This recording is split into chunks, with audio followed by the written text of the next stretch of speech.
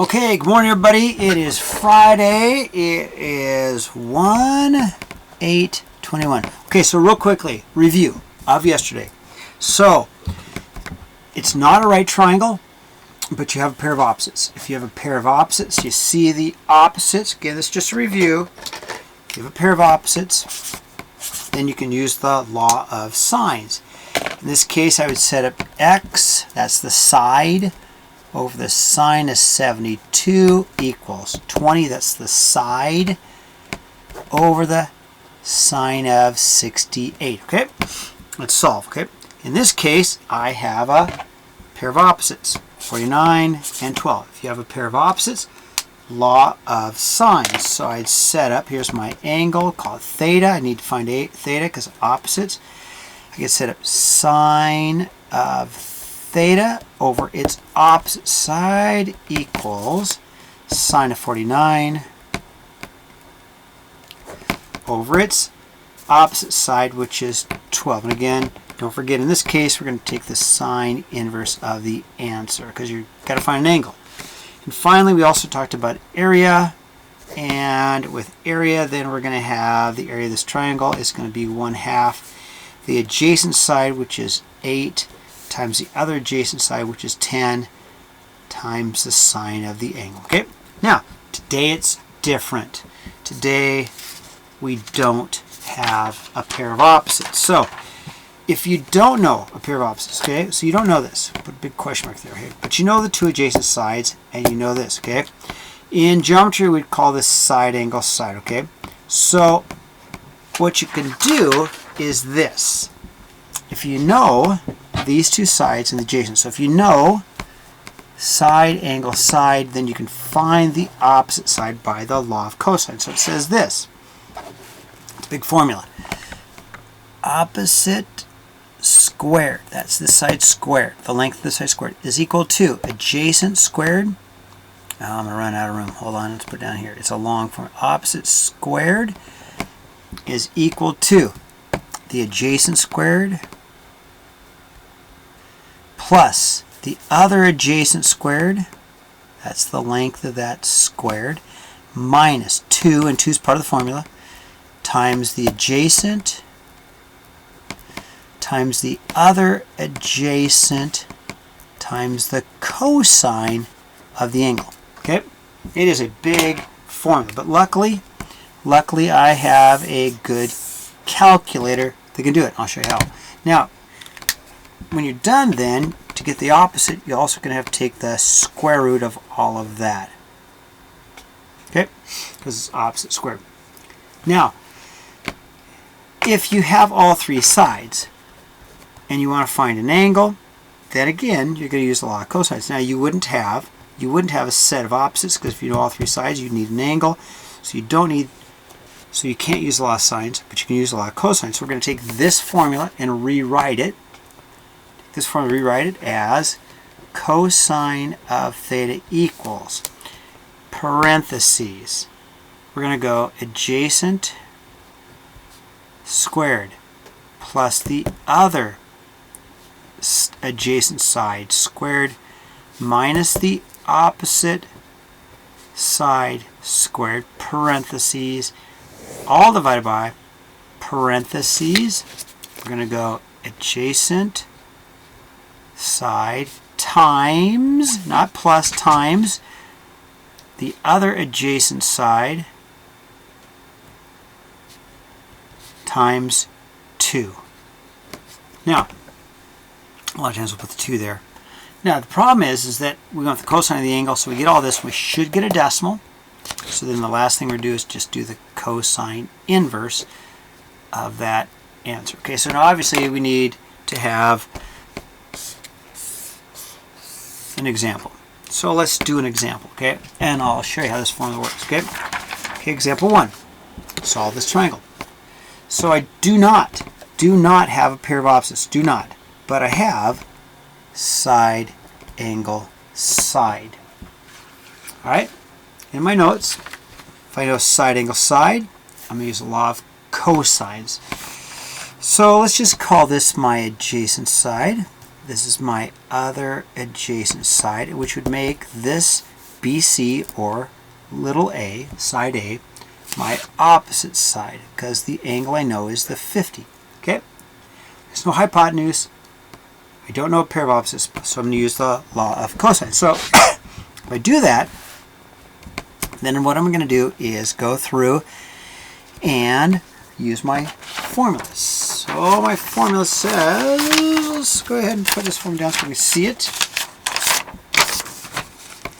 We're going to go opposite squared, which is a. So I'm going to go little a squared equals, okay, let's just follow the formula. Adjacent squared, that's 10 squared plus my other adjacent squared, which is 11 squared, minus 2, because that's part of the formula, times my adjacent side, which is my 10, times my other adjacent side, which is my 11, times the cosine of my angle, which is 50 degrees. Okay, so my calculator, I'll actually do it. I like these calculators because, you know, all I have to do is just put all of this in my calculator, which I'm going to do. 10 squared plus 11 squared minus 2 times 10 times 11 times the cosine of 70. Okay, and I get an answer of 145. Well, that's really big for this side, but we're going to take the square root of that, okay, because it's a squared equals 145.75. So obviously I'm going to take the square root. Square root. So take the square root of that answer, and I get it to be about 12.1. About 12.1. So this side I'm going to label as now 12.1. Okay, that's the law of cosines.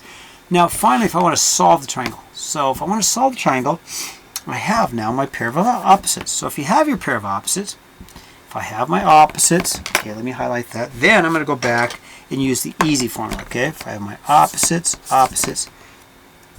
then let's go back and use our formula, the law of sines. Okay, the law of sines is if I have the opposites, and I can do that. Okay, so I want to find the angle, probably angle C, because I have 10. So angle C is what I want to find, so I'm going to use this formula here. So I'm going to go sine of angle C over its opposite side equals the sine of 50 over its opposite side, which is about 12.1. Okay, I'm going to solve this triangle, so I'll multiply it by my 10, and I'll have sine of C is equal to 10 times the sine of 50 degrees over 12.1. Now I'm going to get a decimal because I'm going to have to do the sine inverse. I know I'm going to get a decimal. I'll show you.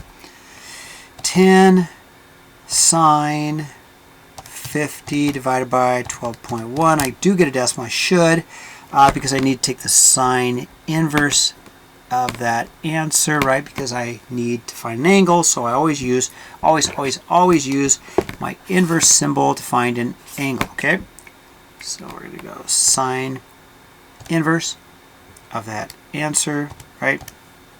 0.633, blah blah blah blah, and I get about a 39.3 degree angle. Okay, let me write that down. Okay, so about a 39.3. Okay.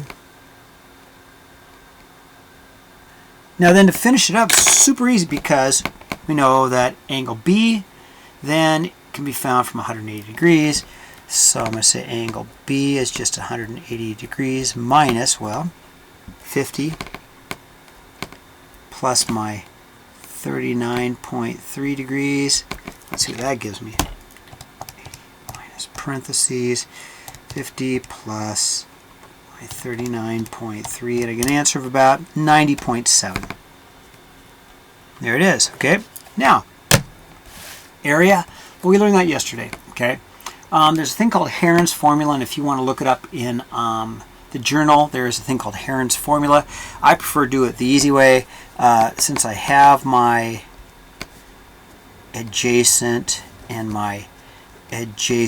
the sine of my angle, right? That's the form we used. I've got my adjacent, and I have my angle.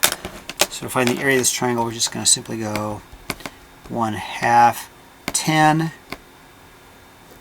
times 11 times the sine of 50 degrees, and I'm just going to use my calculator to get the answer, okay?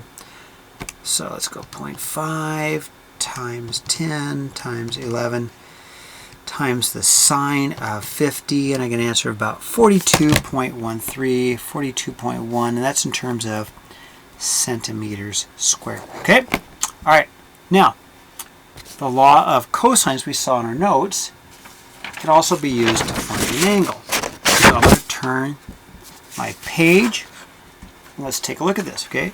So, in example 2, we do not have a pair of opposites. There's no opposites, no opposites, no opposites. So you cannot use the law of sines. Okay, you can't use the law of sines. Can't use this. Can't use this. Okay. But what we can do is the law of cosines. So if we go to our notes, take a look at that.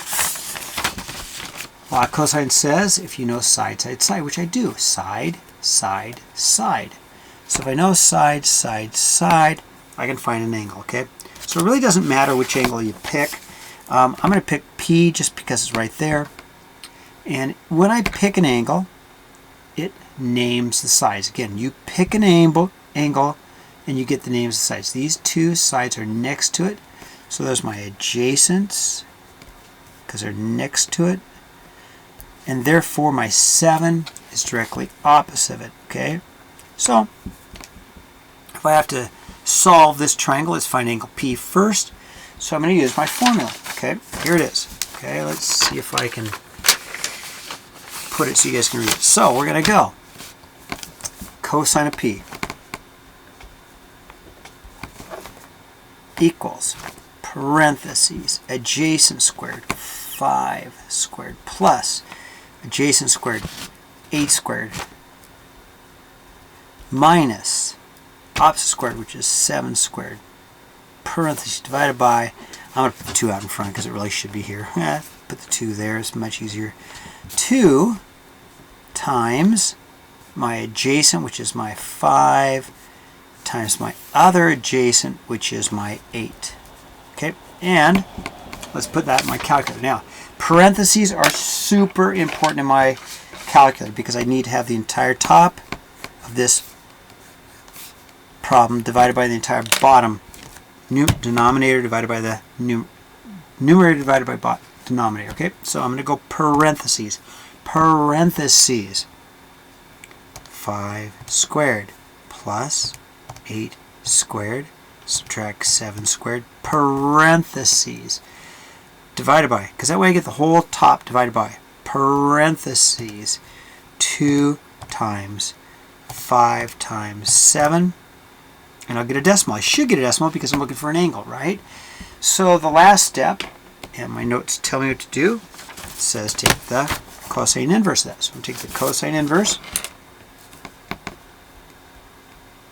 of my answer, and in this case it's this decimal, so we're just going to go second cosine inverse of my answer, which is my 0.5714 blah blah blah blah, and I get an answer about 55.15. We'll round it up to 55.2 degrees. Okay, so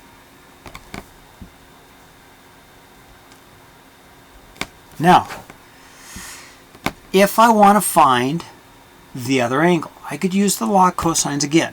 I can. Let's go after angle G. Or I could just use my easy formula now, my law of sines, because I have a pair of opposites. So I like to use the law of sines. I think it's easier because it's a smaller one. So I have my pair of opposites. So I'm going to use the law of sines. There's angle G. So I'm going to go the sine of G over its opposite, which is 5, equals the sine of 55. Whoop, burn off my paper. Okay, 55.2 divided by its opposite, which is 7. Okay, and again, we're going to multiply up by my 5 right there. So I'm going to go sine of g is equal to my 5 times my sine of my 55.2 divided by 7. And I'm going to get a decimal because I need to find an angle, right? So I'm expecting a decimal. So I'm just going to use my calculator. I'm going to go, let's put it down here. Oh, sorry, I'm off the page. That doesn't look very good. Anyway, all right, so 5 sine 55.2, close your parentheses, divided by 7, and I should get a decimal. I'm expecting that. And then I'm going to take the sine inverse of that answer because sine inverse of my 0.56 because I need an angle, right? That's my angle. So I'm going to go second sine of that answer, and I'll get my second angle, about a 35.9. Okay, so angle G is about a 35.9 degrees. Now the easy part is to find angle I, because I know that there's 180 degrees in a triangle.